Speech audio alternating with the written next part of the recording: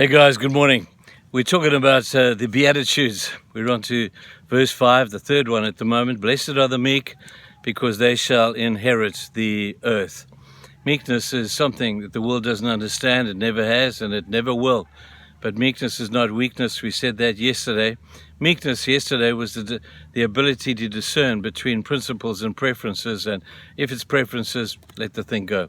Today I want to take you to another cry that comes from meek people, and that's the cry of Joseph. Joseph, he's the last story in the book of Genesis, a remarkable story, a great story of someone who went through so many ups and downs and disappointments, and yet he was, at the end of the day, just so chilled and so relaxed about understanding the sovereign will of God. And the cry that came from his lips came at the most incredible moment. You see, Joseph had been misunderstood, misinterpreted, and mistaken identity, and he'd been thrown into prison. He had been sold as a slave previously, and he was in a place where he just seemed to be at the wrong place at the wrong time so many times. And yet you read how his attitude was so incredibly perfect. We never read of him being angry. We never read of him getting upset or uptight with anything or anyone. We never read of him crying out for vengeance or saying, "Don't you know who I am?" We never read anything like that about Joseph. He is a great picture, like that of Jesus, of total meekness. But the cry that came from his lips was the cry that he said, "Let God be God." He was declaring his understanding of the sovereignty of God. And he says, "Let God be God." Now that's easy to say when things are going well. But Joseph had come through a torrid time, and now his brothers were in his grasp. He had recognized his brothers, and he had all power to wipe out his brothers. After all, he's the second to Pharaoh. He's the big dog in town. And now he's able to do what he wants with those who hurt him in the past. And yet he says, "Let God be God."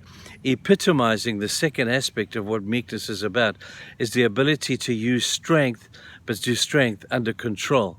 That's what meekness is. It's like a great horse, beautiful, big, muscular, powerful horse. Until that horse is broken, it's just arrogant and unusable. But when a horse has been broken in and is able to have that reins put on him and a saddle put on his back, then he becomes meekness. He becomes power. He's still powerful, but he's under control of his power. And I think that's a beautiful picture of what Joseph was like. Power under control. And that's a great picture of what meekness is. You know, sometimes when we go through a wrong time and suddenly people suddenly realize we've been through it, we feel that surge of power, don't we? We feel, now you know that I was right in the first place. And yet we find out that meek people, because power is overrated for them, their power is under control, and they declare, it's okay. Let God be God. You guys intended it for evil. But God, sovereign God, the God who knows everything before it happens and he knows what to do after it happens, let God be God, because he needs to be in continual control. You intended it for evil, but God intended it for good. Man, that's a great cry. I wish I could do that more often, but I hope that we can make this a desire on our own hearts to have power, but to have it under control. I hope that makes sense today. You're going to have a good day. Bye-bye. Cheers, folks.